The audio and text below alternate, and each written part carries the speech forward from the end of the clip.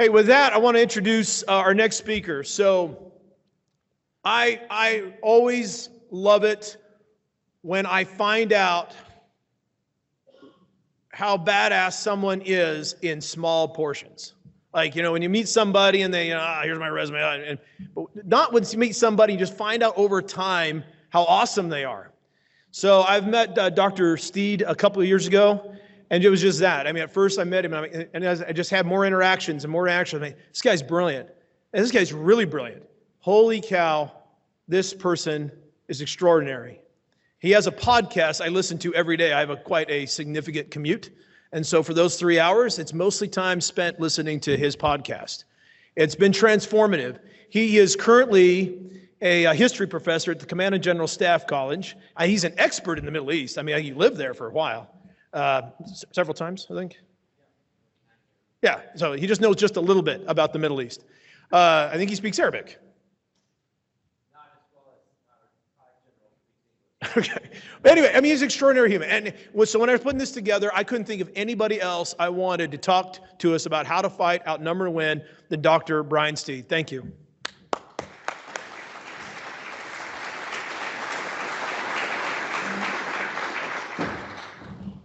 Okay, I'm not that good, but I really, really appreciate it. That was very nice. I wish my mom were here to hear that. She never praised me that much, so anyway. It's kind of interesting. This is weird being here. I actually grew up not far from here. I graduated from Rochester High School. I don't know if anybody here, no, probably not even her. Oh, okay. Hey, that's crazy. Anyway, right down the road. And so it's kind of neat. I was talking with Bob Leonard 20 plus years ago. I was at a DARPA event with him after reading his book, The Art of Maneuver, which some of the stuff I'm going to talk about today is directly related to his work. And it's just fascinating how transformative ideas are.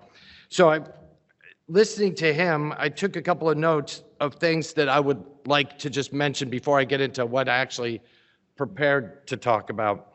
I mean, it's all related, but so my favorite theorist who fought, outnumbered, and won is Lawrence of Arabia.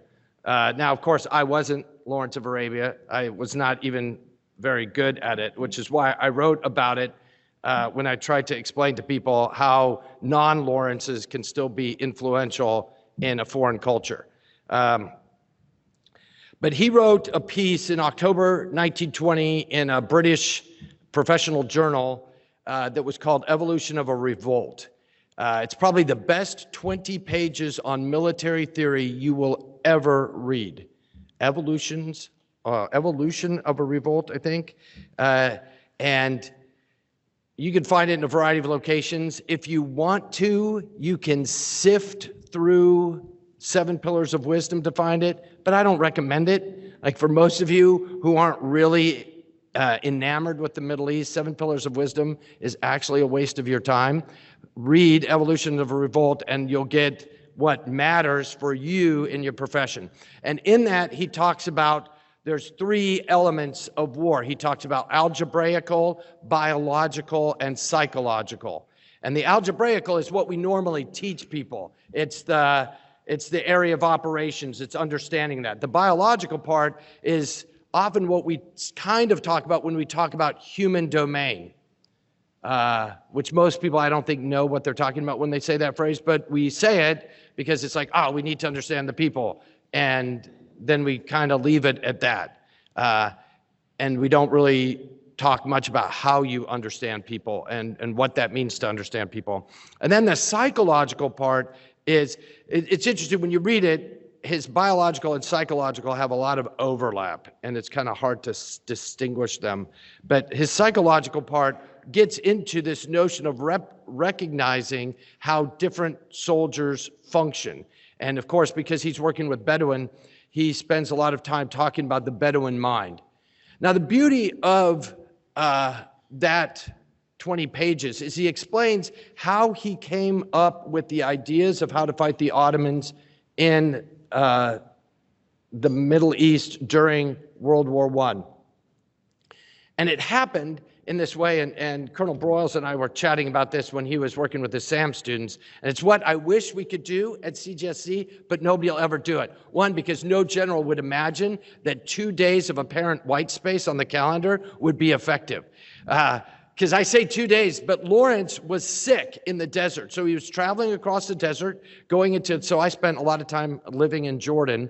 And so he was traveling across the Jordanian desert, going to Azraq, which is, anyway, doesn't really matter what it is, but it was sort of an oasis place there. And he was on his way there, he got sick. And so they stopped. And for 7 days, he was laying on his back in a tent in the Jordanian desert. And he could do nothing but think about the problem set of how to defeat the Ottoman Empire. And he talks about that. And then it was in that experience that he came up with this plan. And he realized that, hey, we actually have already won. Because we don't need to control what the Ottomans control, because we control everything else. All they have are the cities, and we have everything. And you can only do so much in the cities. If all you can do is stay in the cities, then essentially the Ottomans have lost the war. And he comes to that realization, and he lays it out in much more detail that's pretty, again, I think it's the 20 best pages just to read and understand theory. And then how you apply it. But the beauty is he took time to just think about a specific problem set. The beautiful thing about T.E. Lawrence is he was well educated, but he was not indoctrinated. Now, I think we are recording this, so I might regret saying this, but I work at an institution of indoctrination.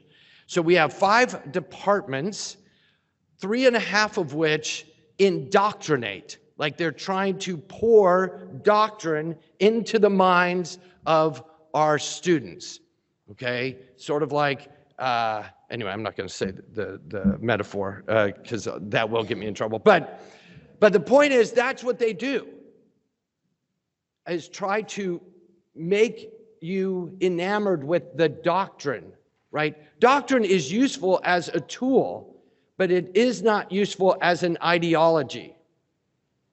And so what needs to be understood is the doctrine plus the application. And what Bob shared with you earlier is a great example of application. What you see in Lawrence is, because he knew a fair bit of military history, a lot more than most of my students who show up at the Command and General Staff College do when they show up, he could sit there and go through all these different ideas and then see which ones applied to the specific problem set that he had to deal with. Both in terms of terrain, in terms of personnel, in terms of opponent, in terms of the climate, all of those dynamics. And of course, in terms of the British allies and what they were willing to provide. And he put all of that together while he was sick, laying in a tent. Now, what I would love to do with students is just give you a specific problem set after pouring lots of information into you, and then just stick you in a tent with all you get is like one of these little green notebooks and maybe a pen or a pencil, and then nothing, no phone, no nothing, not a motor car, not a single luxury, like Robinson Crusoe, as limited as can be. Okay, that's from Gilligan's Island, if you're not familiar. Shame on you for a poor upbringing. Okay, so one of the things I would also say that, okay, so this has been what I've been nagging my students about for the last couple of months, because I've realized that we don't do this well. And particularly, what triggered it was the collapse of the Syrian government, with my latest nagging fit on them. I nag them a lot. We have at least one of my graduates in this audience, and she knows. But my latest one is, what you should be doing, you have this unique period in the world, whether it's a blessing or a curse, I don't know, but it's a unique period in the world where there are lots of things happening that involve your profession. And you can develop mental models and use those models to predict what you think is going to happen, observe what's happening in the world, and test your mental model on whether or not you were correct. And if you're not correct, figure out why you were wrong, adjust that model, and test it again. For example, is Russia going to win in Ukraine? Did the attack into the Kursk Oblast by the Ukrainians, is that going to result in anything positive? And if no, why not? Like, what is your mental model to predict what's happening in Ukraine? Are the Israelis going to be able to actually defeat Hamas or Hezbollah? You can figure out why not, watch what happens, because in the next probably in the next 4 to 6 weeks, something is going to happen that will prove or disprove your mental model such that you can adjust and figure out whether or not your models are correct for the world you're going to go into. Now, here's the naggy part, okay? If you're not doing that before you go into war, you are failing your soldiers. Because you should not wait to come up with your mental model for war until somebody's shooting at you. Because that would sort of be the definition of too late. So use today's crazy, chaotic global environment to figure out, pay attention to what's happening in the world, test your models, and if they're wrong, and they will be, then adjust, figure out what's wrong about them, okay? Now, I would argue a way to do that also, like you have this great current environment. The other way, of course, I teach history for a living. So obviously, history has thousands of mental models that have already existed, experiences or events that have already existed against which you can test your mental models, or from which you can use to develop the mental models that you're going to use. I have taught at every level of PME, from cadets through majors. And it's been a privilege in the sense that, and at every level of PME, I have forced my students to do battle analyses. And as a result, I have listened or read battle analyses, thousands of them at this point in my professional education career. And it is to be able to get this breadth of understanding about what has happened is so useful for predicting or developing a model that is useful to predict what might happen in a given terrain, Now, like I will say that I was not familiar with the war that was referenced today, because Southeast Asia has not really been my jam, although I'm a huge fan of Field Marshal Slim and Defeat into Victory, so I'm kind of familiar with it in that sense, but not what was shared today. So that obviously is a gap. So one of my favorite movies, I watch it at least once a year, and I absolutely hate baseball, and which actually happened in this state, my hatred of baseball, because in Little League in Rochester, I struck out at T-ball. Yes, like you all are thinking, it's on a tee. How can you do that? Okay, so baseball hated me first, so I just hated back. So I have to say that because one of my favorite movies is Moneyball. And if you've watched the movie and haven't read the book, you're missing it, because it's probably the best book-movie combination ever. Because the book is excellent all by itself, and the movie is excellent all by itself, and to some degree for different reasons, okay? So in the movie, the character played by Chris Pratt, his name just, Hatterberg, thank you, Scott Hatterberg. What you hear in the movie is he gets on base a lot, but they never explain why. In the book, he gives a whole chapter on Scott Hatterberg and why Scott Hatterberg gets on base a lot. And that chapter, all by itself, is worth reading the book for. Like, he gives a lot of other good stuff, but that chapter is really important.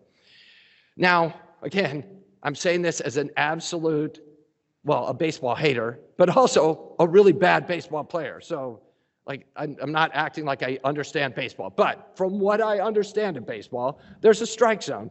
And every major league hitter tends to have areas of the strike zone where they do not hit effectively.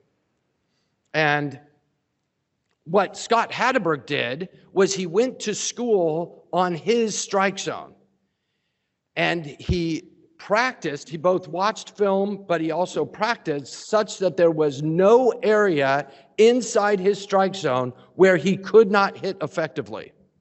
As a result, pitchers had to pitch to him on the very edges or outside the strike zone, which is why he got on base a lot. Because either if they pitched to him on the edges of the strike zone, he could still hit effectively and he got on base, or they pitched outside the strike zone, which meant he walked a lot, okay?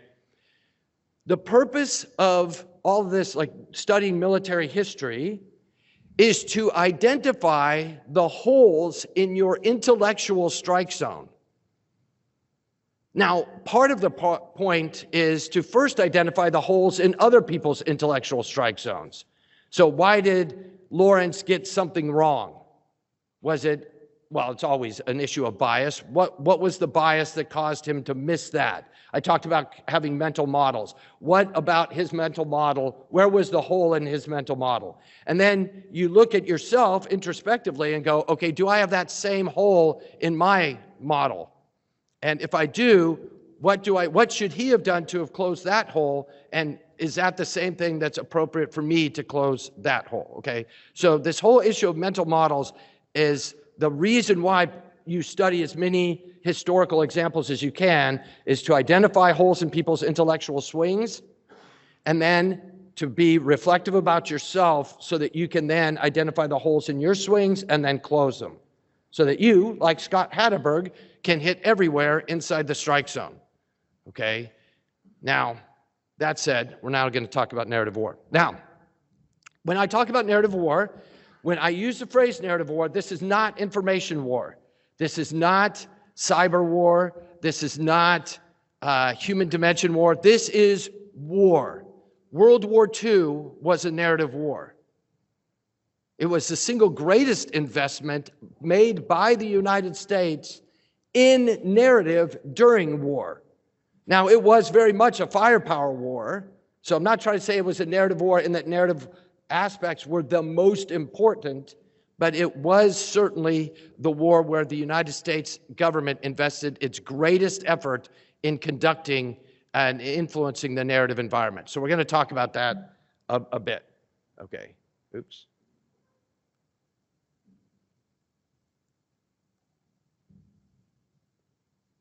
Can you click on the slide? There you go. Okay, because I think I messed it up. Yeah, I did when I clicked off it. Okay, so here are the big ideas from narrative war. There's 6 big ideas. I'm not going to go through all of them right now, but one of the things I want to get at is my definition of war, okay? So as you see it, number 1, I can't even read it from here. So you guys, I'm going to let you read it. Like, change an opponent's... Anyway, okay, so it's going to be about will and what drives will. Okay, that's the point of war, is you're trying to change the opponent. War is not about killing and blowing stuff up. I mean, yes, people get killed and stuff gets blown up, but the purpose of the killing and the blowing stuff up is to change or influence somebody else's will so that they will now do what you want. If we're just killing people for the sake of killing people, that makes you a sociopath, okay? Not a soldier. Soldiers kill so that they can influence the right people to do the right things, okay? Or well, when I say right people, I mean the people who make the decisions so that they do the things we want them to do. It's a coercive event. I'm using influence in a very broad sense, okay? And so one of the key things to understand about this is that this is an influence game. And it's also important to understand that okay, so Tip O'Neill, most of you here won't know who he was, but he was the Speaker of the House back when Ronald Reagan was the president. He was a Massachusetts congressman. And he used to say all the time that all politics are local. And that is true. All national security events are domestic, Okay, so the reason why Russia invades Ukraine is not because of NATO, it's because Vladimir Putin has some domestic compulsion that drives him to do what he does in Ukraine. He's perceived as weak, or there's an issue with the Russian economy, or whatever it is, that's what leads him. So when we think that, now maybe the idea that the Russians feel threatened by NATO, that might be true, but it's because the Russians feel threatened by it, not because NATO's doing X somewhere else. It's all the domestic issues. And this is going to matter when I talk about narrative space landscape and why you need to understand not just your own narrative space landscape, but that of your opponent and your partner, which none of those might be the same. Like they all might be radically different, okay? And then narrative war, it's the key things we're going to talk about are disruption, displacement, and exhaustion as the critical aspects of it. Okay, and then we're going to talk about having a proactive story and this issue that you never know enough. So a lot of times when I talk to military units, I talk to units that are deploying to the Middle East as part of the pre-deployment training, and I'll go in and talk with them. And the simple reality is nobody ever knows everything that they need to know, okay? You're going to show up in region, wherever in region is, and you're going to be ignorant, okay? And what the sad reality is most units, they'll get better maybe during the deployment because they'll be learning certain things about how to interact or whatever, but they're not necessarily learning information on doing the narrative improvement throughout the deployment, partly because we're not thinking about it that way. So part of the challenge that you need to have is you need to develop systems so that while you're deployed, you informationally are getting smarter as well as technically getting smarter, okay? And how do you build that into your systems? How do you build that into your whatever, your bubs or your cubs or whatever, so that there's a regular passing of information so that the smartest you are is not the moment you step off the plane, right? That the smartest you are should be the moment that you step back on the plane as you're redeploying. That should be, you've gotten smarter every day by being in country. Okay, so what is narrative? Now, this is nice. DOD actually has a good definition. Okay, so this is from Joint Publication 324, so the Joint Counterinsurgency Manual, and it's a good definition of it.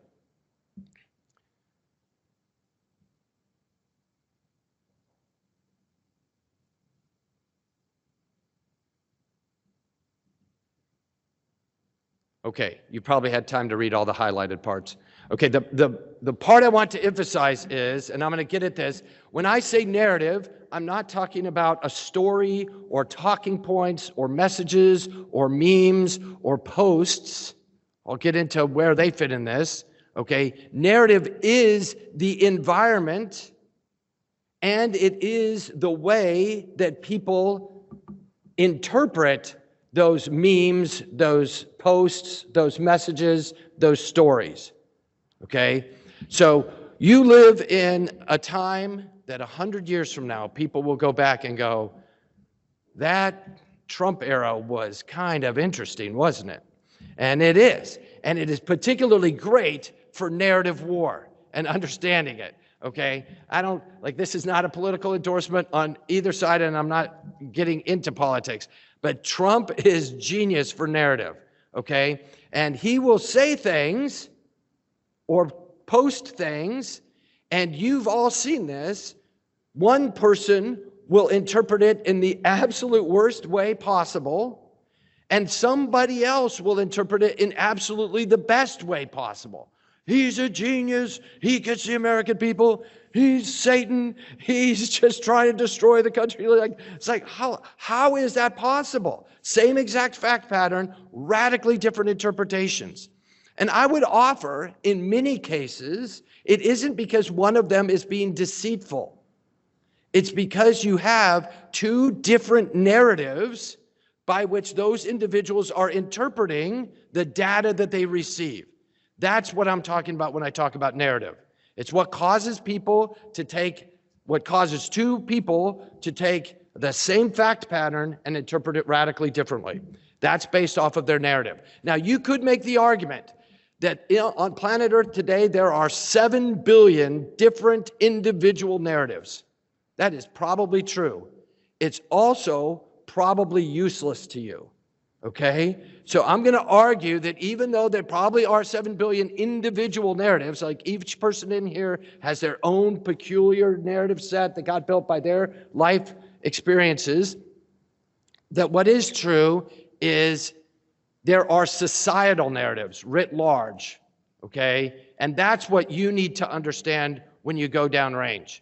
And so I'm going to try to give the simple things. Yes, narrative shows up in doctrine. It's really interesting. In the 2017 3.0, there was lots of talk about narrative. In 2022, almost none.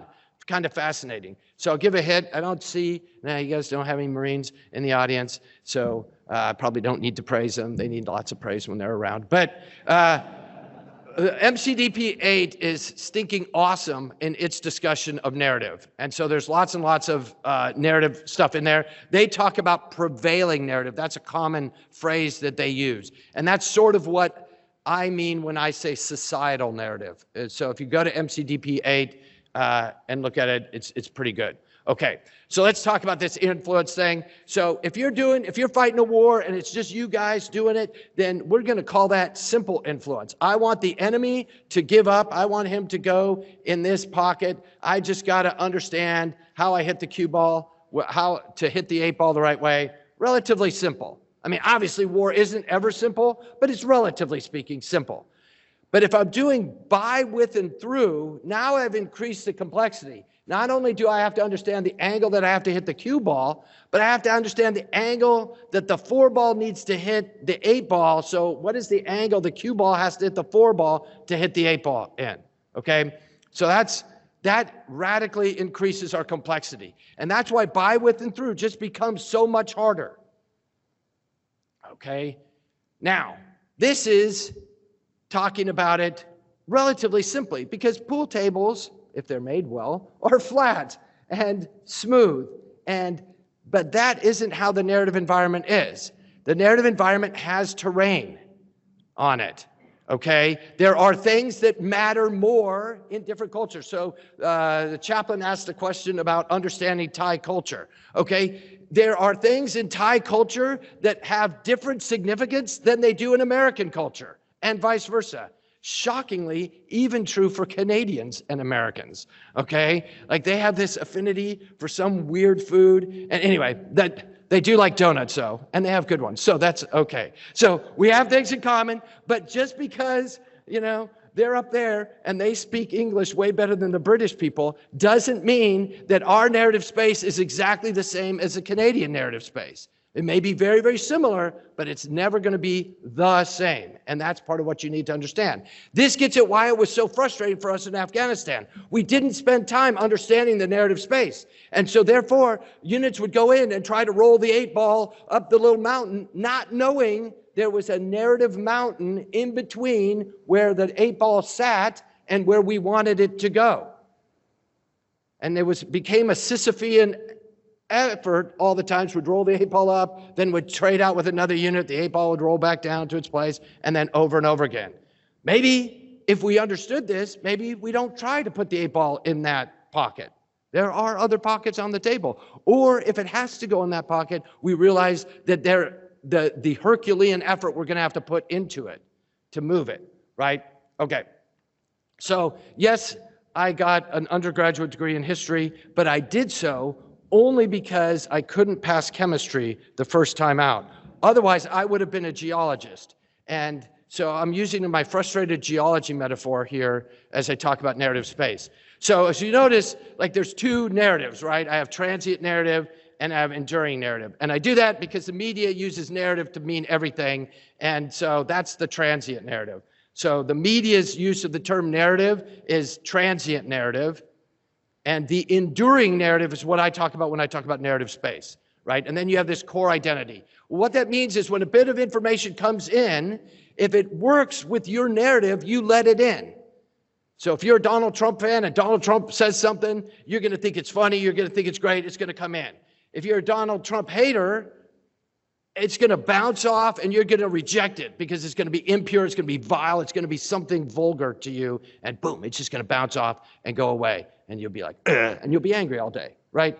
Because that's what happens. Okay, so this is part of this enduring narrative. Now, the reason I talk about narrative space the way I do is because I think just like with the physical terrain, it is shaped by the same sorts of forces. So depositional, erosional, and tectonic. So a depositional event or idea is something that just reinforces the existing narrative space. Okay, so and an erosional event is something that seeks to change the existing narrative space. So, for example, the simple narrative, the societal narrative of Iraq vis-a-vis Iraqis and Americans is that America hates Iraq. And if you didn't know that, you did not spend enough time there. Okay, but that's what they think about us. So, and we also disrespect Islam. That goes in there. Okay, so when an American shows up and he takes something with his left hand, he shows the bottom of his foot, he stares too long at a woman in a village.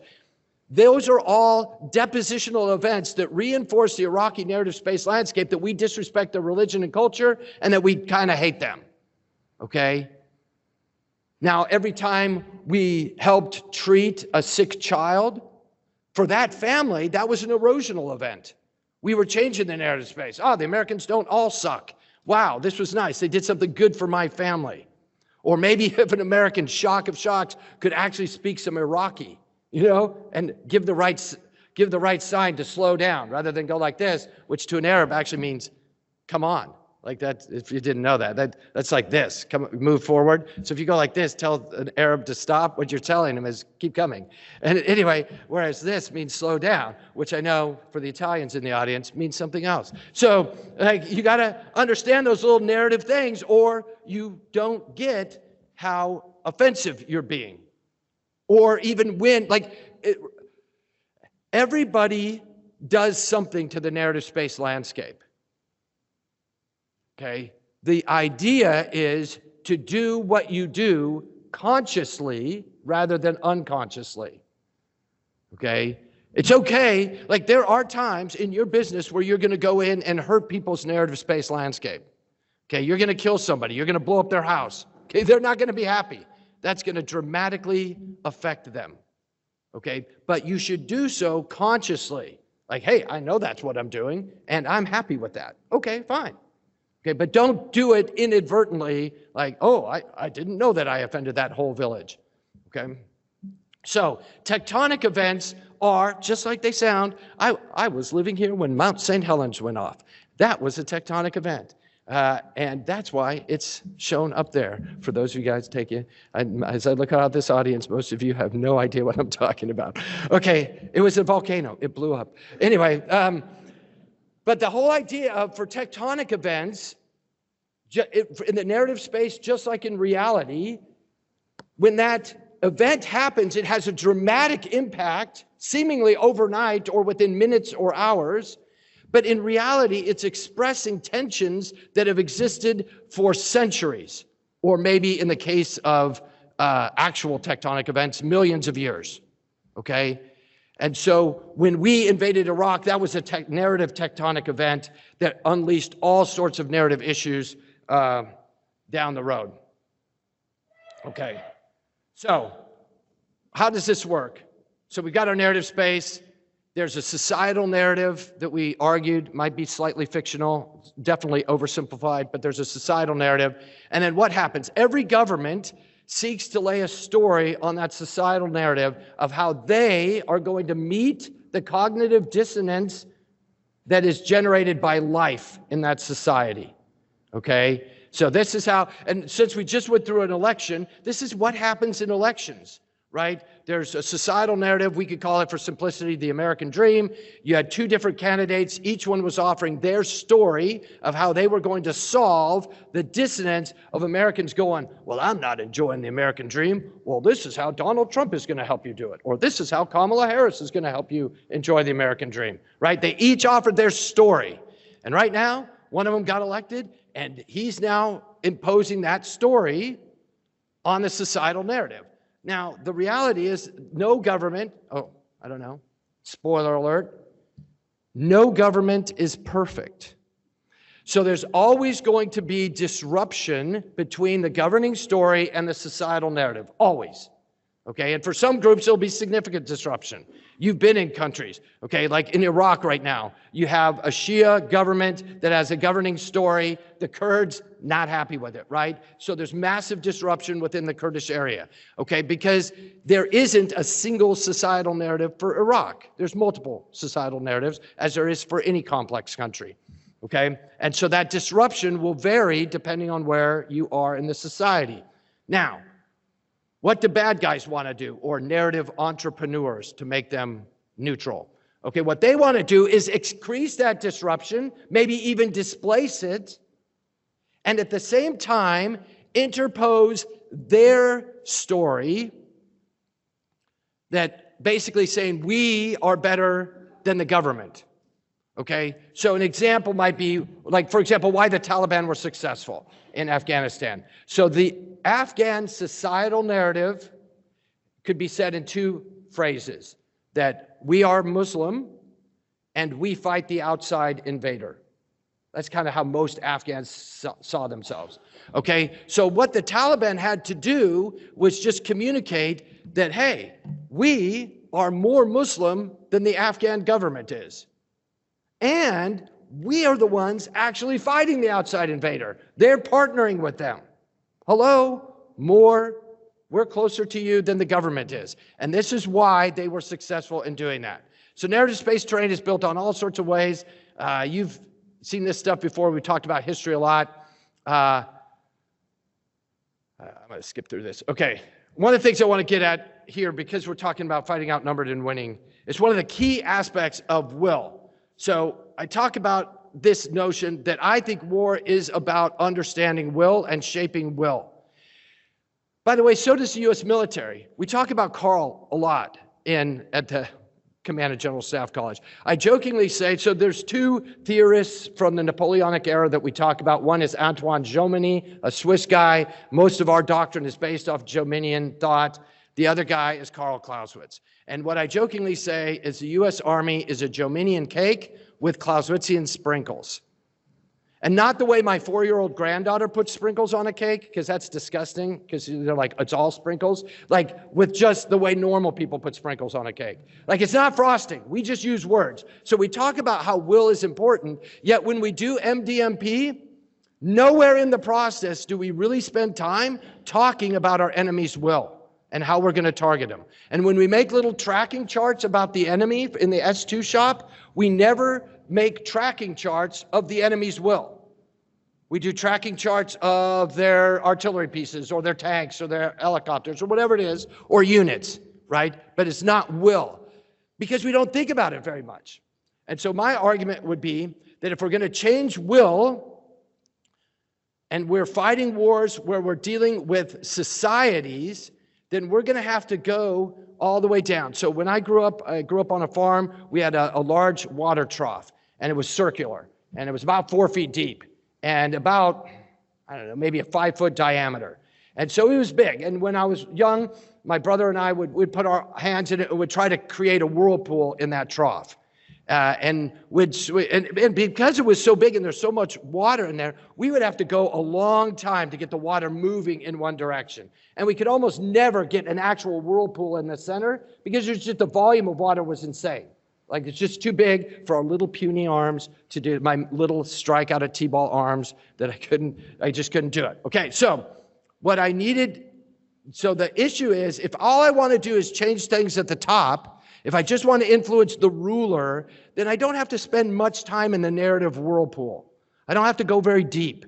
So I can, maybe I can bribe them. We can do FMS cases. We can do whatever. And then relatively quickly, they're going to work with us, right? But if I want to change the ideology, if I want to change the people, as we tried to do in Afghanistan and Iraq. Now, maybe we're never going to do that again. Or maybe, when I say never, I mean before I die. Okay, so, because after I die, I don't care anymore. But, so maybe in the next 40 years, we're never going to do that, okay? But it's possible we will, right? And so if you're trying to do that, just understand you're either going to have to swirl your arm a really, really, really long time, or you're going to have to put a lot more effort, or you're going to have to go a lot deeper, whatever it is, okay? So understanding how you shape will matters, and these questions matter. So what is the societal narrative? What is the governing story? And what is the insurgent story? And what is your story? Because you ought to have one. What messages support the story? Okay, because if you want your messaging, your talking points, your information operations to actually have effect, they must connect all the way down the well. Okay? So there's a reason why certain memes have value that go beyond you just chuckling a little bit and then swiping. Okay? It's because they connect to something. Either they connect down to your story or they connect down into your personal narrative. And it's like, that's the poster you're going to put up on your wall. That's the quote that you're going to put above your desk because it motivates you because of something down deep. Otherwise, because there's thousands, millions of things you've heard in your life or you've seen that you don't post anywhere. And maybe you chuckled at them or you thought it was funny or you thought it was smart, but it never changed how you behaved. You never posted it anywhere. You didn't put it at the bottom of an email below your signature block to say that you were intelligent. None of that stuff, okay? Because it wasn't there. Okay, this is probably the last thing because I think I'm about out of time. One of the things I want to get at here is this. So I'm going back to, this is geology cleavage because I'm not getting anybody in trouble here. Okay, and so what cleavage is in geology is it deals with minerals. Okay, so minerals with weak chemical bonds will cleave along known angles. So halite, which is rock salt, it's the mineral form of salt, NaCl, has weak bonds along 90-degree angles. So if I hit halite with a rock hammer, it will break across 90-degree angles. Mica has weak bonds on 180-degree angles, so it makes sheets, if you will. And so the point here is, part of what you need to understand about a partner or an opponent's narrative space is there natural cleavage in that society? Like, is there a way that if I put them under stress, they're going to break in a way that will benefit me? And then all I have to do is put the society under stress, and then they're going to break. This gets at some of what Bob was talking about, ways to think about how your enemy's going to break. Why will they break? Why did the Syrian army seemingly collapse in a weekend? Okay? They didn't collapse in a weekend, but if we weren't watching, if we weren't paying attention, it looks like they did, okay? But there was some cleavage there that they put them under the right pressure and it broke along the line that favored HTS, and they were able to get what they wanted, okay? So that's what you need to understand. Or if there's no natural cleavage, then you know, okay, I'm not gonna get the shape I want just by stress, then I'm gonna actually have to cut it in a way that favors me. So I'm going to have to reshape this society, right? Which means your job is just going to be that much harder. It matters how you interact. So one of the slides I skipped through talked about in narrative, words, deeds, and images. This is why this stuff matters, not just to field grade officers or general officers. It matters to all your soldiers because everything you say, everything you do, and everything you show is part of narrative war. So your soldiers walking patrol, lowest ranking, if they don't understand the narrative environment, what it is and how you're trying to shape it, they probably have no idea why you've given them the rules of engagement you've given them. Because to them, they're just rules. And maybe they seem like stupid rules, because sometimes they do, okay? But ideally, they've been fashioned to shape the narrative space in the way you want. This is the ultimate victory of will, is what T.E. Lawrence offers here. It's a really, really, really high bar. This is from that article that I talked about at the very beginning. Okay? This idea of getting people to die for your ideals. That's what we want. Now, we want that because we think our ideals are worth dying for. And to be perfectly honest, so do I. Okay? But just recognize that's because I have a particular narrative and it flows that way. I get it. I've worked with lots of people who don't. Okay, the one thing I would say in closing is you need to have a story when you deploy. Like you think you have a story, you're going to tell them, but your soldiers, I talk about, I think I throw up the phrase throwaway, which is an old nuclear term, okay? You need to have a story that is more effective than you just saying it. Meaning, if you tell soldiers, hey, we're deploying to Syria to save America. Are we? Is that, like, your soldiers know that's not true. So don't offer a story that they immediately know is a lie, because that will cause them to question the silly rules of engagement you've given them or whatever else you've done, and that's what leads to indiscipline. Your story needs to anchor them to the behaviors you want. Okay, so I'm going to end with that. Thank you very much. Do we have time? Do we have time? Yeah. Okay.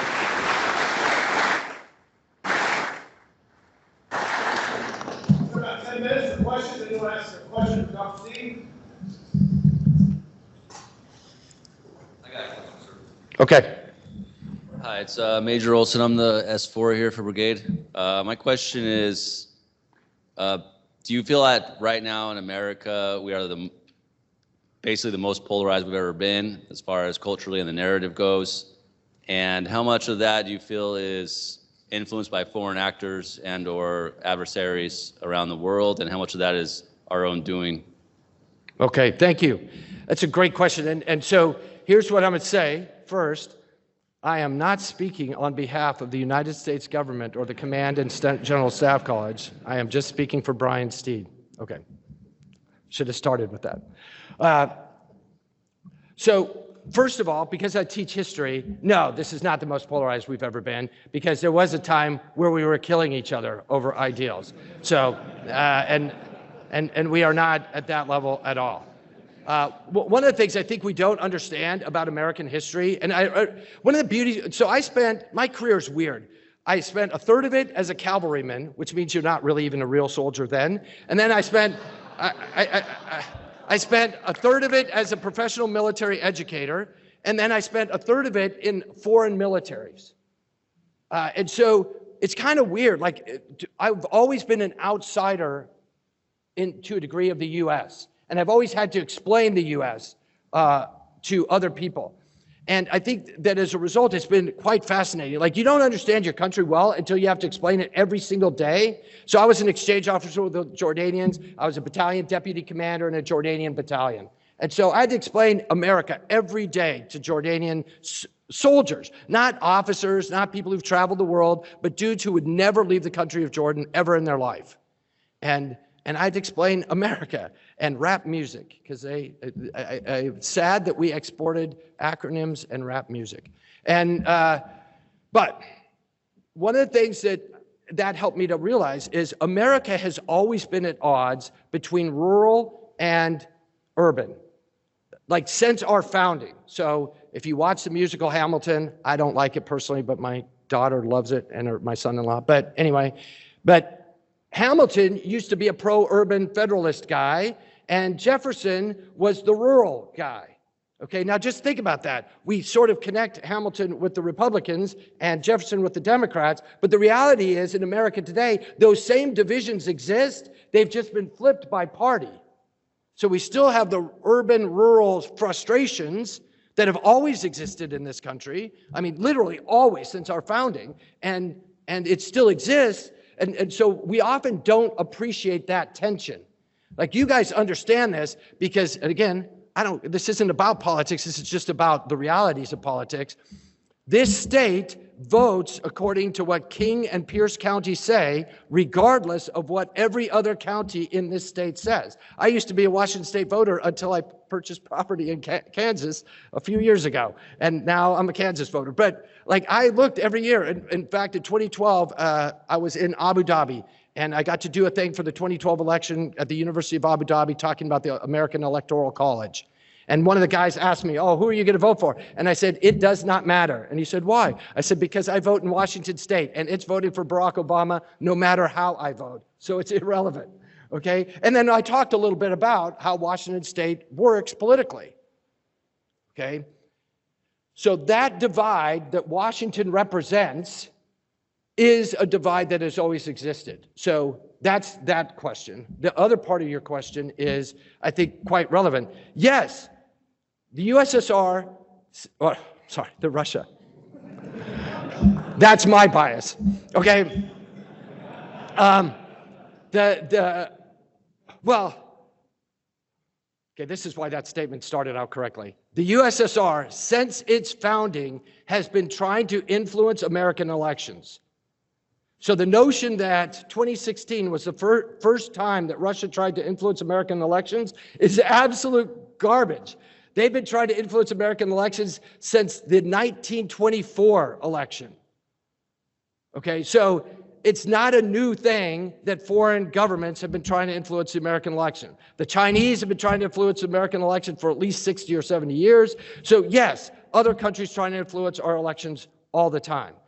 And yes, it does exacerbate our issues in this country because we have people of such wide varieties of opinion that for Russia and China in particular in 2025, all they want to do is get us at each other's throats. So they don't have to do much. They just need to get us fighting with each other. So, you know, if you look at what Russia invested in the 2016 election, it was almost nothing compared to what people donated to the campaigns. But it had an outsized impact because the media, the American media, amplified it probably 1 million times. So Vladimir Putin got at least 1,000 times return on investment for what he put into the 2016 election in terms of Americans questioning electoral integrity and all that other stuff, right? So it's not what they do, because they've always tried to do that, again, for at least 100 years. It's how we respond to what they do that is really the effect they're trying to get. Okay. Major Not saying Nelson. anything controversial. So I'm Major Nelson, XO for 20146. One of my models is that we tend to gravitate towards what we can measure versus what's important. How do we measure our effect on the enemy's will? okay, so I'm going to admit something. So I'm not technically right now. It's setting aside, but the book on narrative war is supposed to go to print soon, and I'm letting it set so that I can do my final edit on it with a clear brain. And the problem of that book is it does not address that, because to be honest, I cannot tell you how to do it. Now, what I offer in it and on these slides, which you guys will have, I'm okay if you guys promulgate them, like is a series of questions for us to start understanding what about their narrative story. Like what I think that we need to evaluate, and I couldn't come up with a better word. I use virtue because I go back to Machiavelli and sort in the Latin term, the Latin/Italian use of the word virtu and what that means. So it's not just a moral sense, but it's also what you value as a society, what gives you strength. That's what we need to start understanding. So what gives your opponent strength? What gives you strength?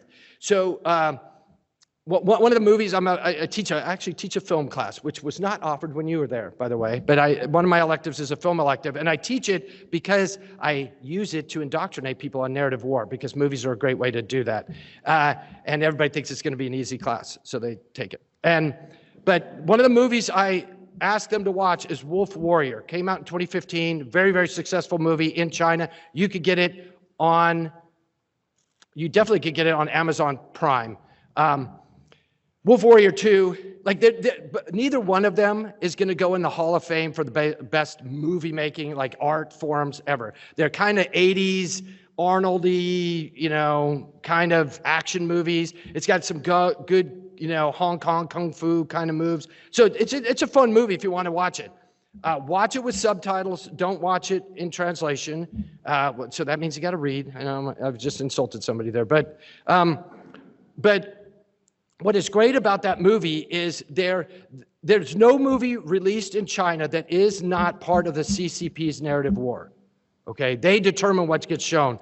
So this movie is communicating to Chinese men what a good Chinese man is and what he'll do.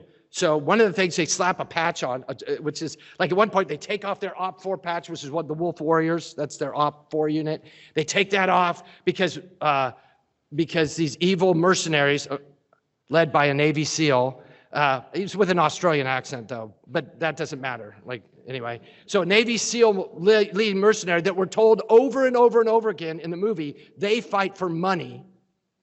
But then when they take off the Wolf Warrior patch and they slap on the new patch, and it's the flag of China, and underneath it in English letters is, I fight for China. Like, they are like on the nose. Like, they're not particularly, they get better with Wolf Warrior 2 of being more subtle in their narrative messaging. But like, that one is like, a good Chinese man fights for China. A good Chinese man fights for his military leaders.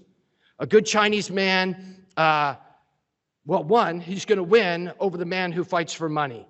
And if you look at Hollywood, look at what we regularly portray about ourselves in American-made movies of what our virtues and values are.